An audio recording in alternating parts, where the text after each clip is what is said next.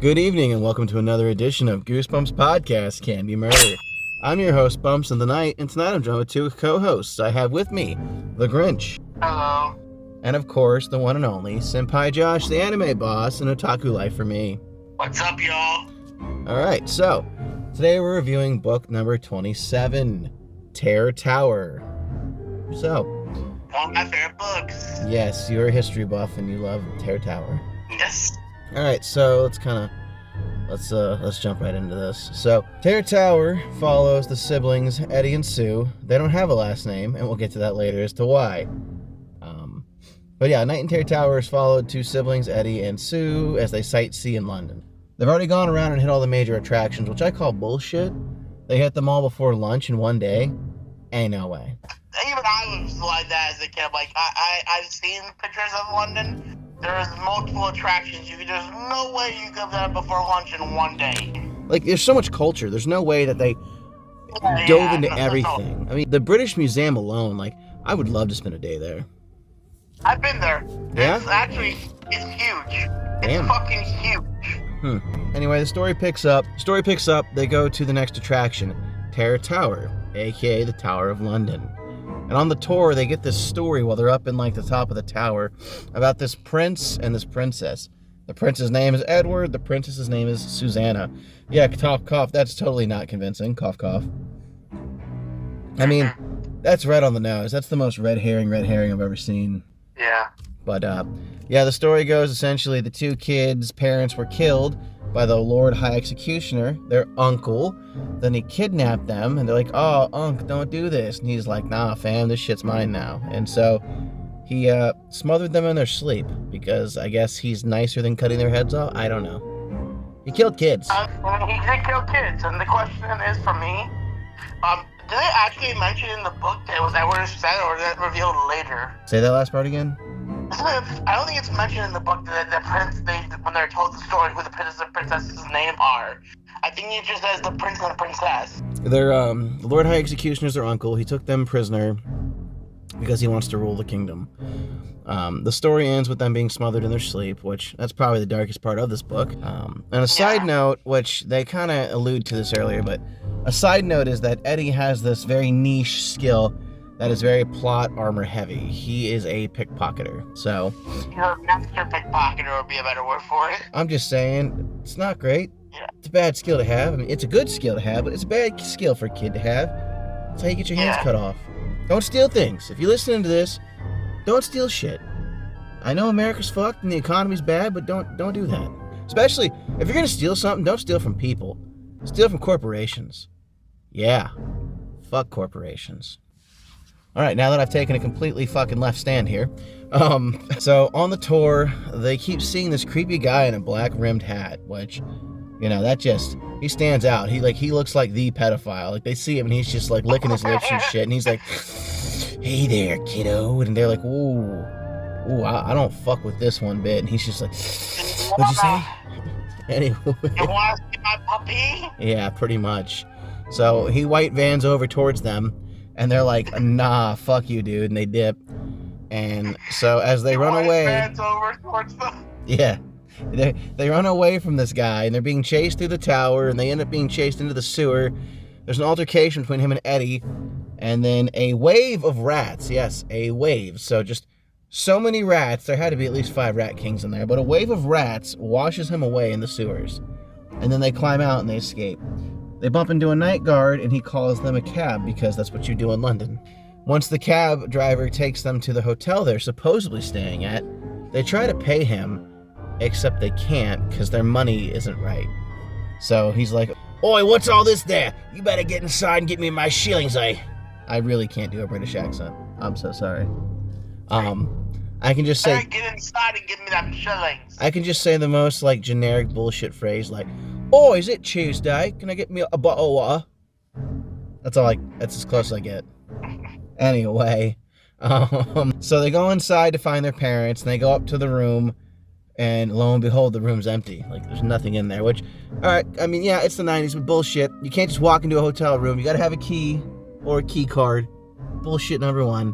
Whatever. And then they go to the front desk, you're like, yo, is our parents here? It's like, what's your last name? And they're like, I can't remember my last name. Yeah, they're both like, Oh my God, I what's can't our remember last my last name? name. Yeah, they don't know their last name.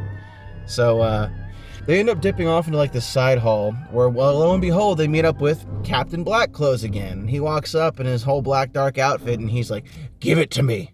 And Eddie looks at him and he's like, no. And he's like, give them to me. And so Eddie's like, I'll give you it if you stop fucking chasing us, you weirdo. What did Eddie steal? His stones. He stole white stones out of his pocket because, remember, he's a master pickpocketer. Eddie strikes a deal. The man agrees to stop chasing them for underage sex and an agreement that Eddie will give him the stones. Eddie gives him the stones, and the man does some weird hand jutsu from Naruto where he fucking uses the stones to take them back in time. Now they're warped back in time, and Ed and Sue wake up inside what would seem to be like some kind of, I don't know if it's like an abbey or a brothel. No, it's not a brothel. This dingy ass building. And so they wander outside and then poof, Eddie's gone. He's been dragged off somewhere. So Sue's like, oh shit, I gotta hide. So she starts cutting through buildings. Well, they're like shanties really. She starts cutting through shanties and cottages as she's running through this medieval looking ass town because cough cough, they went back in time. She comes across this lady in her backyard and she's like, oh my God, help me, you gotta hide me. And she's like, oh, get away from here, you lass. And then she offers her the play money, which is like actually money from this time because, again, she's from the past. The lady takes the money and then puts her in like a kindling bin, which is like a basket. Then the Lord Executioner shows up right after and he's like, yo, where's this bitch at? And the lady's like, oh, she's right here. I gave him to you in a basket. Dude, double cross of the century. Like, she should have had her kid. Yeah. She should have been killed. Like, I would have popped out of that basket. If Susanna is the princess, like, she is, but, like, if they became the queen, you know, the king and queen, you know? Gross. No, stop. Stop it. You just said they become the king and queen. They're brother and sister. No, gross. Okay. You're insinuating they're going to marry each other. No, I am not. I mean, I get it, medieval times, but Alabama. I'm just saying, damn, God damn, he hit you with the Alabama. Too easy. You guys made it too easy to say it. Ye old Alabama says. Yeah, and technically that did happen back in the day. So I mean, if you want to go there, we can go there. I hate you because just because you're playing off of Henry VIII doesn't mean I have to accept it or agree with it. Wait, what do you mean playing off of Henry VIII? The whole Henry VIII bloodline, like they were just constantly inbreeding. Don't even have Spurs, but yes. Look it up. There's just, he was so inbred. I think he had a tongue the size of an arm. Point of the matter is, they're not going to be king and queen. That's gross. Keep it this century. Anyway, Sue fucked up. She shouldn't have just sat there quietly in the basket. If you're getting sold off, this bitch betrayed you, you pop the fuck out, you grab something, and you fight. If you're going down, you ain't going down like a bitch. Yeah. Dude, it's fight or flight, and I'm a flightless bird. Let's go. Yeah. That's a good one. So. That's a good one. Anyway, he takes her, and she's double-crossed, and now Sue and Eddie are both locked away in Terror Tower. Ooh, reference back to the cover. Which, real talk, if the executioner's on the cover, he don't wear pants. It just makes him even grosser that he's chasing children. Just saying. I thought he is wearing pants. Look again, my friend. Those are hairy-ass legs. That dude, for all we know, is freeballing. Actually, I thought... Maybe he's got booty shorts on, but I don't think so. No, he probably is not wearing booty shorts. That guy's, he's straight Winnie Poohing it. He's short and cocking it right now. Yeah, he probably is. Look at that. Yeah, dude, he's like... Okay, so, well, let me get this straight. He's just gonna walk into work and say, hey, guys, I'm not wearing any pants. Oh, yeah. Oi, I don't need to wear pants. I'm the executioner. Low-key, these are the same people who used to throw shit out their windows. So, your point? They literally collect shit in a bucket and then dumped it on the street, So, while they're in the tower, we meet a new character. We meet Mordred. Mordred the magician. Mordred was the court magician for their parents, and he reveals that he tried to save them by sending them 500 years into the future. Of course, though, the Lord High Executioner saw him do this and snatched his rocks. And he's like, nope, you're not doing that. I'm doing that. And so he went into the future and he chased down Edward and Susanna. and brought them back in time because he gonna kill them. Like, it doesn't matter when or where. The things are happened. Will happen. Happened. He's gonna kill them. I was confused on one thing in the series, and that was this. Is the High Executioner their uncle, or is they're separate people? No, he's their uncle. And at this point, he's trying to be Uncle Daddy because he keeps trying to catch him. So. You mean Uncle Diddy? No, fuck. Yeah, so, anyway, the Lord High Executioner took Mordred's stones and he followed the kids into the future. Eddie revealed, hey, just send us back because he stole the stones a second time. This motherfucker pickpocketed the same prick twice in the book. Repetitive, but you gotta respect it. Like, game recognizes game. I see game right now. My boy looked death in the face and said, fuck you, I'm taking these rocks. Yeah, no shit. Like, he's spitting into the wind. I acted like a genius. Please don't kill me, please. I know. Yeah. And he's like, nah. I don't know. I like the rendition. Bitch. I like the rendition of the book better, where he just kind of swiped them. But anyway, Mordred does the spell again, and he sends them into the future. We have this little cliffhanger where, like, the door in the tower opens, and it's the tour guide again. And he's like, "Oi, stick with the group that loves." And then next thing you know, Mordred comes to the future with them, and he's now their magician parent, guardian. Yeah. Yeah, they spend the rest of their lives living happily 500 years in the future. Now, Eddie does ask the tour guide, what happened to the prince and the princess that were in the tower? And he tells them that when the executioner came to kill them in their sleep, they vanished.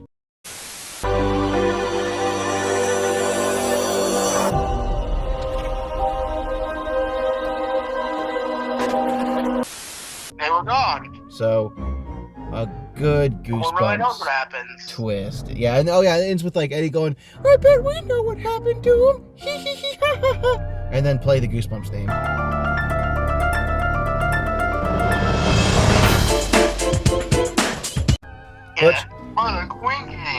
To be fair, this one had a positive ending. They don't usually do, considering this one dealt with death. Yeah. But yeah, so that was the book, or a summary of the book, if you will. Let's start with Grinch. What's one thing you liked about this book? That the villain actually had a relationship with the main characters. Because, like, we had that kind of with the plant dad in the second book, and that's about it most of the time. Most of the monsters are either just any objects or just random people who just like, oh, I was just gonna be evil for one reason or another. Okay, Josh, what's one thing you liked about this book? The setting. I love the setting taking place in London. I love the callback to medieval England, to the Dark Ages. Just the story alone and the twist. The twist is the best, I think. I think it's the best twist of the 90s. Which twist would that be? No, the surprise twist that, hey, the princess and the prince, they were you this entire time. You just been forgot. Meh, I didn't like that twist. Anyway, my turn. So something I liked about the book. I'll be honest with you. It's not a bad book by any means, but I didn't really love it. But something I guess I liked about it was, I like that Eddie had the ability to not once but twice steal these rocks off this guy. Like, you think he'd double check his pockets after interacting with him, but no, he just got comfy. Yeah, dude, the High Executioner does not understand the ability of Eddie's to pickpocket. Or did he just like that little kid's hand in his pocket? Oh my God, probably. Oh, Uncle Diddy. Question marks. What do they mean? All right, so back to Grinch. What's one thing you didn't like about the book? Well, probably that the villain was defeated so easily. Like, I get it that it had to keep it kind of lighthearted, but if you're able to have like a twist in the other books, especially with the earlier books, you at least have like what the episode had, which we're gonna talk about later. But like, at least have an ending like that in a way where it's like open up, but like, oh, what really happened? Are they gonna get attacked? You know what I mean?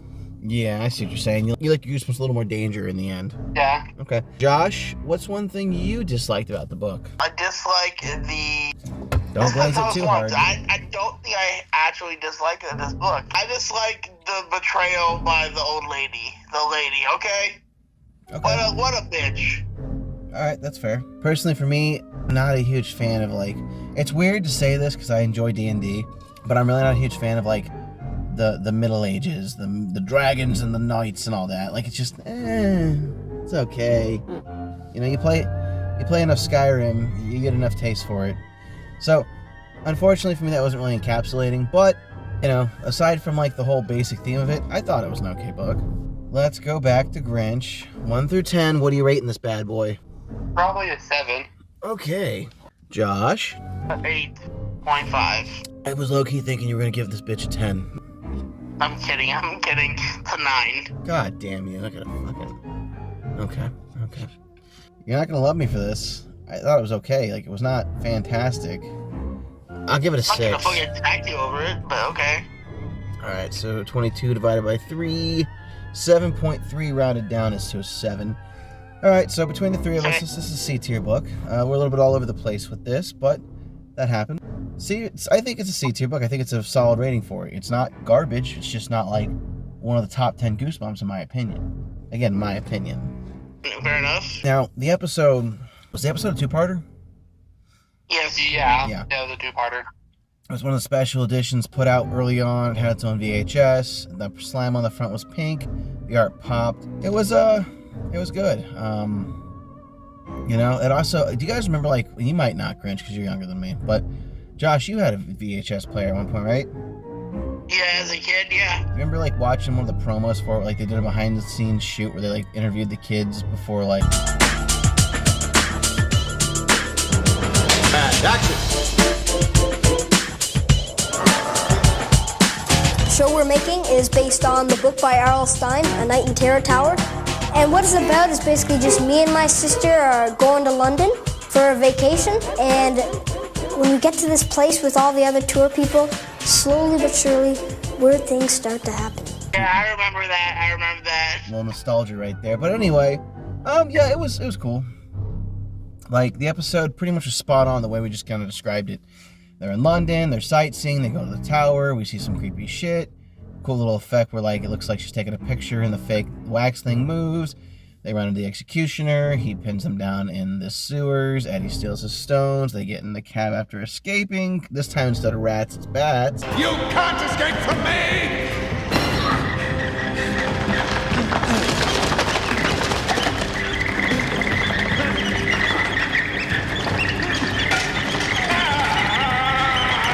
They go back to the hotel, we have some shenanigans where this fat lady's face gets knocked into like a scone. It was stupid. The cabbie and the concierge come after them after they make a scene about themselves not knowing their names. Then they get yoinked back into time. Then we have that real awkward, lame, like, back in time scene where they're, like, living in this dirty-ass middle-age area. They get captured by the executioner. Exposition happens. Bada bing, bada boom. Guess what? They're the prince and princess. We meet Mordred again. They're brought in to be executed. Eddie pickpockets the stones, and Mordred gets them to freedom. And then same thing. Happy ending. He's their parent, and that's it. Well, actually, there's one thing you missed. But wait! There's more! Okay. It's during the ending, after when Mordred was asking Eddie, "Hey, did you steal one of my stones?" He's like, "No, I didn't." You see the executioner come out. Oh, yeah. With the stone, be like, "Oh." And in my opinion, that was like a better twist ending. I mean, I agree. Here's the bright side, I think, of this argument. Mordred has 2 stones, where he only has the 1. Yeah. Wouldn't you think that making Mordred a little bit more powerful than him at that point? Yeah. Actually, I have a question. What? I rewatched this episode. How in the name of all this hell, how does the executioner get back to present day with them? Because, like, I understand Mordred because he has the stones. But how did he do that? Because I didn't see him with the stone. You remember it got stolen from him. So how did he get a stone to get back with them? I don't think he had them all. I don't think he stole all of them. Grinch, what would you rate the episode compared to the book? Probably 10. I mean, to be honest. What the fuck? Okay. Josh, what would you rate this episode? 10. God, you guys are glazing this fucking thing. Alright, you guys are gonna hate me for this. It's a 6. Alright, divided by 3, 8.6. Alright, so this episode is scored at 8.5 because we're rounding down by 1. It was an 8.6, but I don't know what to do with that. 8.5. That's a B-, solid middle B. Again, Not bad. you guys liked it, and I'm sure if Brandon was here, it would have a higher score, but Again, the medieval time, like, this could have been done in one episode. It really could have. We could have cut a couple corners, sped a few things up. This could have been a full episode, you know? But I get it. They were filming in London, or were they? I don't know if this was in Canada as well, but if they were filming in London... I'm going to look this up off, because I think they filmed on location, but if they did film on location, I could see why it's a two-parter. They have to show off more of the cinematic stuff because they spent the money to get there. I just looked it up. It was filmed in Toronto, Canada, not England. However, it was filmed at Casa Loma Castle in Toronto, Ontario, Canada. Those fuckers. They did it in the Great White North. What a surprise. So, yeah, there was no reason then for it to be a two-parter. Let's go over the true villain arc, and then we're in a closing statement. Grinch, true villain of the book. What you think? The old lady. Josh, true villain of the book. Greed and power, because all the uncle wanted was the throne, which is ultimate power over England. So much so that he would be willing to kill his own niece and nephew over it. All my life, I want money and power. I'm throwing Kendrick Lamar in on this episode. I gotta know. In this one, I don't feel like there's a deeper meaning. I mean, like you said, Josh, you pretty much hit the nail on the head with greed and stuff, but the executioner was the true villain. Dude was a fucking prick. He ruined their lives. He killed their parents. He was power hungry, like you said, but at the end of the day, like, hope that motherfucker got bit by a rat and got the Black Plague. Actually, that's why I think in the book why he ran away from the rats in the actual book is because of the plague. Someone's cooking here. That's pretty much the end of the episode. Let's do closing statements and I'll close this out. So, Grinch, closing statement. If you ever go to a tower, stay with your guide or you would get transported into the knighthood. Okay. Josh, closing statement. Don't worry. It won't be such a long night. Oh, you quoted the book. All right, yeah, so it was a book. It was an experience. Definitely better than You Can't Scare Me or The Ghost Next Door, but definitely not The Haunted Mask. So, yeah. This has been another episode of Goosebumps Podcast, Can Be Murder. If you enjoyed today's episode, make sure you click the buttons on screen. Those buttons being like, comment, subscribe, or share. Doing any of those helps the channel and helps the podcast. If you want to be part of the podcast, make sure you click the link down below and hop on the Discord. We're always looking for guest stars or just new members because sometimes, cough, cough, Brandon shows up and then gets taken away. So, you know, when people are busy, we understand, but we would love to have a rounded table. So, with that being said, I've been your host, Bumps in the Night, and remember, have a scary day. Bye-bye. Yeah. Bye, yo. Oh, I guess something. We'll stab you in the next one.